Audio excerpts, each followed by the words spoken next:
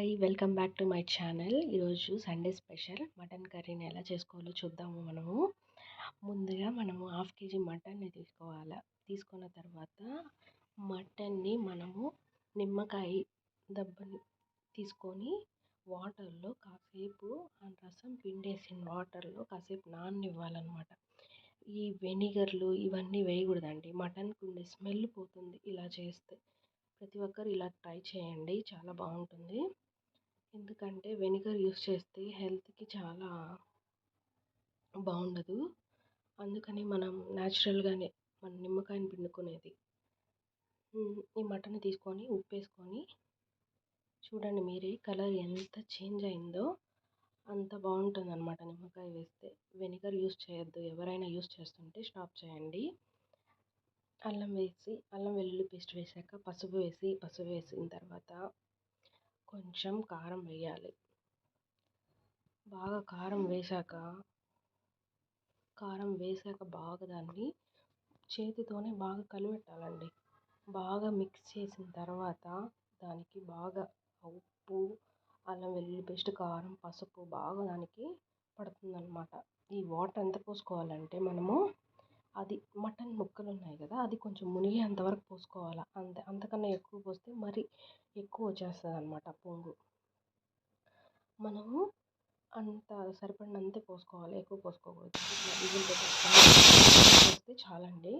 ఇట్లా అయిపోయిన తర్వాత అలా వస్తుంది. మళ్ళీ మసాలాకి మనము ఎండు కొబ్బరి, అల్లము, తెల్లగడ్డ, ధనియాలు, అల్లం అన్నీ వేసాక ఇట్లా పేస్ట్ అయిపోతుంది. బాగా పేస్ట్ చేయాలి, మెత్తగా చేసుకోవాలి. మెత్తగా చేసుకుంటే బాగుంటుంది. దానికి టమోటా, ఎర్రగడ్డ, ఒక పచ్చిమిరపకాయ చాలండి, ఇంతే. కట్ చేసుకొని బాగా సన్నగా కట్ చేసుకోవాలి. బాగా టమోటా, పచ్చిమిర్చి అన్నీ. తర్వాత మనము బాండలు పెట్టేసుకొని ఆవాలు ఒక్కటే వేసుకోవాలి, ఇంకేం వేసుకోవాలి దాంట్లో. వేసేసుకొని ఆనియన్స్, పచ్చిమిర్చి, కరివేపాకు బాగా వేయించాలి. దోరగా వేయించిన తర్వాత ఒక రెడ్ కలర్ కొంచెం మారుతుంది అనమాట కలర్. ఆనియన్స్ మారిన తర్వాత టమోటా వేయాలి. టమోటా వేసిన తర్వాత మనం ఏంటంటే మూత పెట్టాలి. ఖచ్చితంగా మూత పెట్టండి. మూత పెట్టకపోతే ఏమవుతుందంటే బాగుండదు. మూత పెడితేనే బాగా మగ్గుతుంది అనమాట, దాంట్లో ఉండే రసం దిగుతుంది. మనం పేస్ట్ చేసుకున్నది దాంట్లో వేయాలి. అది బాగా మనము వేయించాలన్నమాట. వేయించితేనే మనకు మంచి టేస్ట్ వస్తుందన్నమాట. బాగా వేయించి పసుపు వేసుకోవాలి. పసుపు వేసాక కలర్ మారుతుంది చూడండి. పసుపు వేసాను, ఇది కనిపించలేదు దీంట్లో. పసుపు వేసాక బాగా ఫ్రై చేయండి. చూపిస్తాను మీకు పసుపు వేసేది ఇప్పుడు.